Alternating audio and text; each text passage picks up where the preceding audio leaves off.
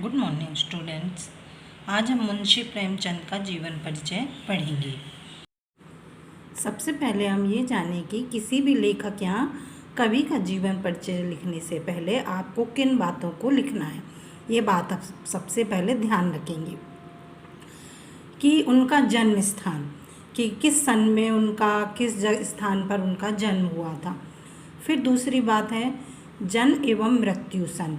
आपको जन्म के बाद में उनका मृत्यु का स्थान और सन भी लिखना है।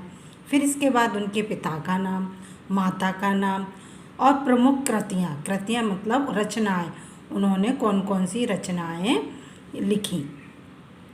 अब इसके पश्चात है वो किस युग के लेखक थे या कवि थे, ये भी आपको बताना है, और उनकी भाषा और शैली को भी आपको लिखना।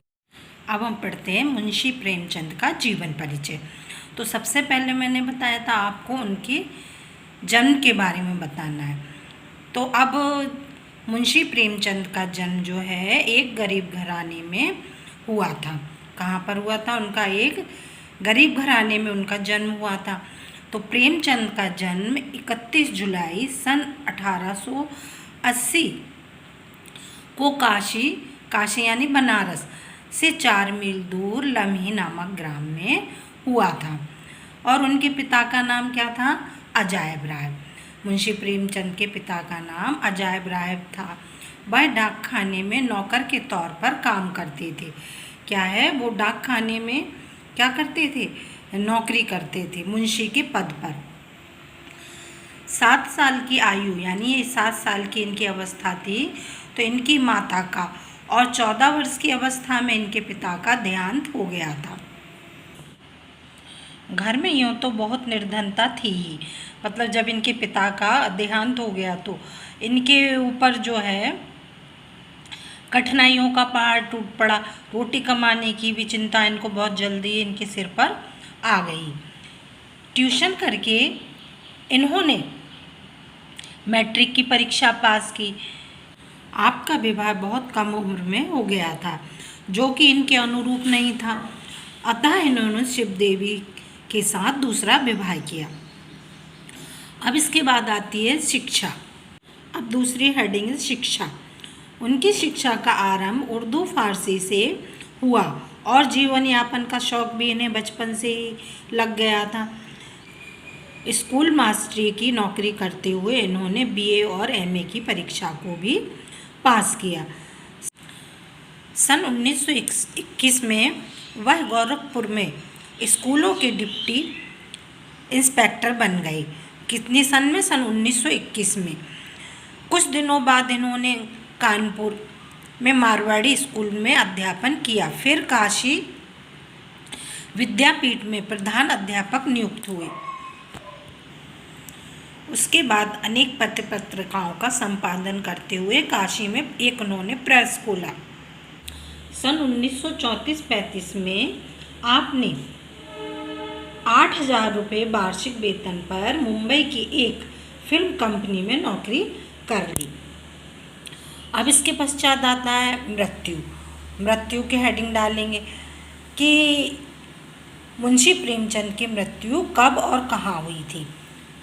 जलोदर रोग के कारण आर्थिक कष्टों तथा इलाज ठीक से ना होने के कारण 8 अक्टूबर 1936 को काशी स्थित गांव में का देहांत हो गया था। यह दीप सदा के लिए बुझ गया जिसने हिंदी साहित्य का पथ आलोकित किया था। अब आपके पास यदि टाइम है तो ये परीक्षा में आप इस प्रकार से कुछ पंक्तियों को भी लिख सकते हैं। जैसे ये पंक्ति मैंने लिखकर आपको बताई है। तूफान आते हैं कश्तियाँ पलट जाती हैं। कश्तियाँ माने होता है नाव। फिर से सुने, तूफान आते हैं कश्तियाँ पलट जाती हैं, पर कुछ लोग मर के भी अमर हो जाते हैं। अब इसके पश्चात आप डालेंगे साहित्यिक परिचय कि लेखक हो या कवि हो, उन्होंने अपना क्या साहित्यिक परिचय दिया। तो साहित्यिक परिचय देखिए। प्रेमचंद हिंदी युग प्रवर्तक रचनाकार थे। क्या है? प्रेमचंद जो थे हिंदी युग के प्रवर्तक एवं रचनाकार थे। आरंभ में ना पहले ये नवाब राय के नाम से उर्दू भाषा में कहानियाँ और उपन्यास लिखते थे। इनकी सोजे वतन नामक क्रांतिकारी रचना ने स्वाधीनता संग्राम में ऐसी हलचल मचाई कि अंग्रेज सरकार ने इनकी यह कृति यानी इस कृति माने रचना को जब्त कर लिया। जब इनकी रचना को जब्त कर लिया तो बाद में प्रेमचंद नाम रखकर हिंदी साहित्य की साधना की और लगभग 1 दर्जन उपन्यास और 300 कहानियाँ मुंशी प्रेमचंद ने लिखी। इन्होंने माधुरी तथा मर्यादा पत्रिकाओं का संपादन भी किया। हंस व जागरण नामक पत्र का प्रकाशन भी किया। भारतीय साहित्य जगत में उपन्यास सम्राट की उपाधि से इनको विभूषित किया गया। अब इसके बाद आपकी आती हैं कृतियाँ। कृति माने रचनाएं। तो सबसे पहले उपन्यास कि मुंशी प्रेमचंद ने कौन कौन से उपन्यास लिखे। तो कर्मभूमि, निर्मला, गोदान, गबन, रंगभूमि। इसके अतिरिक्त इन्होंने सेवा सदन, वरदान, प्रेमाश्रय, कायाकल्प आदि इन्होंने भी और भी उपन्यासों को लिखा। इसके बाद है आपका नाटक। क्या है? सेकंड नंबर नाटक। नाटक में इन्होंने कर्मला, प्रेम की बेदी, संग और रूठी रानी। इसके अतिरिक्त उन्होंने जीवन चरित्र को भी लिखा जिसमें कलम, तलवार, त्याग, दुर्गादास, महात्मा, शेख सादी और रामचर्चा के बारे में वर्णन किया गया है। फिर इसके पश्चात आता है थर्ड नंबर निबंध संग्रह कि मुंशी प्रेमचंद ने किन किन निबंधों को लिखा। तो इनका निबंध संग्रह में कुछ विचार, क्या है? कुछ विचार निबंध को इन्होंने लिखा। 4 नंबर है कहानी संग्रह कि मुंशी प्रेमचंद ने किन किन कहानियों को लिखा है। इनकी एक ही कहानी संग्रह था जिसका नाम था मानसरोवर, जिसके अंतर्गत कई कहानियों को उन्होंने लिखा। सबसे पहले है इसमें नवनिधि। क्या है? नवनिधि। ग्राम जीवन की कहानियाँ, प्रेरणा, कफन, प्रेम पच्चीसी, कुत्ते की कहानी, मानसरोवर आदि इनकी कहानियाँ लिखी गई हैं। इसके अतिरिक्त और भी कहानियाँ हैं जैसे समर यात्रा, सप्त सरोज, अग्नि समाधि, प्रेम गंगा, सप्त सुमन, प्रेम प्रसून, प्रेम चतुर्थी, मन मोदक, ये कहानियाँ भी इन्होंने लिखी हैं।